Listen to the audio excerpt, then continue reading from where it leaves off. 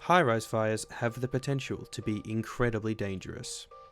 Not only are occupants subjected to the same hazards as a typical house fire, they must brave a lengthy, potentially treacherous evacuation. In a household setting, fires are generally fought through a method known as positive pressure ventilation. In this approach, a fan is used to remove smoke and clear a path through the house, giving firefighters access to douse the flames. This operation is far more complicated in a high-rise building, where the nature of the fire and the starting point are difficult to pin down. This takes valuable time and leads to the spread of one of the most dangerous aspects of the fire: smoke. The combustion of synthetic material produces a number of toxic compounds, damaging the user's senses and causing asphyxiation. These effluents grow exponentially during a fire, and in sufficient quantities will prove fatal. But why is the fire spread such an issue? These buildings are designed to a code after all, and shouldn't that prevent smoke and fire spreading throughout the structure? Well, internally they are quite secure, with countermeasures appropriate for fighting a contained fire, but they rarely have plans in place for when the threat comes from outside. Such is the case with aluminium composite panelling. Used to improve a building's aesthetics, this cladding is comprised of a sandwich of aluminium and polyethylene, giving it desirably high flexibility, low weight and toughness. Unfortunately, this polymer makes the panels extremely flammable, allowing a fire to spread in all directions at an incredible pace.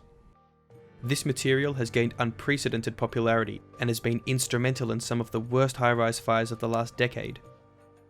Soberingly, this issue is just as present here as it is abroad.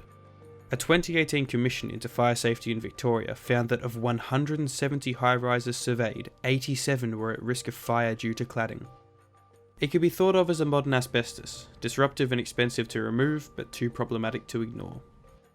So, in recap, what we have is a looming threat that cannot be removed and is extremely difficult to fight. My industry advisor concurred my findings, and we quickly came to a conclusion. Why fight the threat when you could simply flee it? And so, the project turned from fighting fires to evacuation, and it just so happens that the perfect framework was already in place. In current high-rises, fire sensors operate on a universal activation model. As soon as one sensor detects fire, the network goes into crisis mode. The alarm is raised, occupants evacuate, and authorities are alerted. Having fulfilled its purpose, the network then stops looking for signs of pyrolysis. This is problematic. As far as evacuees and firefighters are aware, the size, location, and severity of the fire are completely unknown. My solution will instead employ these sensors to monitor the blaze's progress in real time. This data is conveyed to the building's management system, then, in turn, to my solution, where it is used to inform users of the ideal evacuation route. This is the basis behind Concept A, the Evacuation Assistant. Designed for individual apartments, this solution is comprised of a handheld navigation device, 6 portable flashlights, and a docking unit. Once an alarm is raised, occupants are encouraged to remove the portable unit through spoken instructions, along with a flashlight for easier navigation. Once removed from its dock, the unit boots automatically and begins relaying evacuation instructions. Connected to the building's fire safety network via Wi-Fi, the device advises occupants on the safest evacuation route, avoiding congestion, smoke and fire. To prevent confusion, the map is always locked in a northward orientation, preventing users from travelling in the wrong direction. Concept B uses the same fundamental framework, but is delivered in a more economically viable package. It features a near-identical construction, with a portable device and docking unit, and operates in the same fashion, unlocking during a fire and giving occupants directions towards the safest escape route. Where it differs is in its day-to-day usability.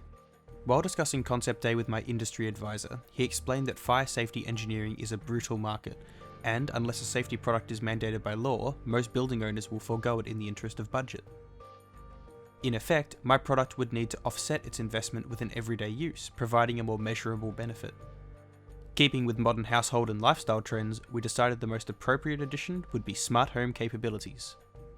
On a regular day, it would operate in home mode, allowing control over smart devices such as lights and cameras. During a fire, however, the device goes into crisis mode and operates in a similar manner to Concept A.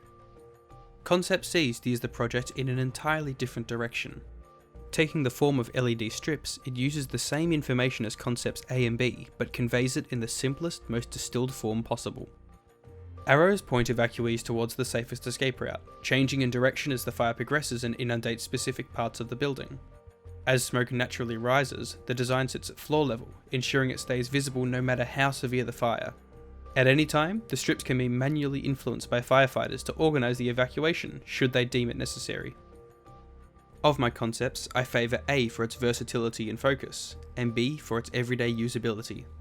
Each has its own merits, and a design that combines the best of both would suit the needs of everyone, from the building owners, to the firefighters, to the evacuees themselves.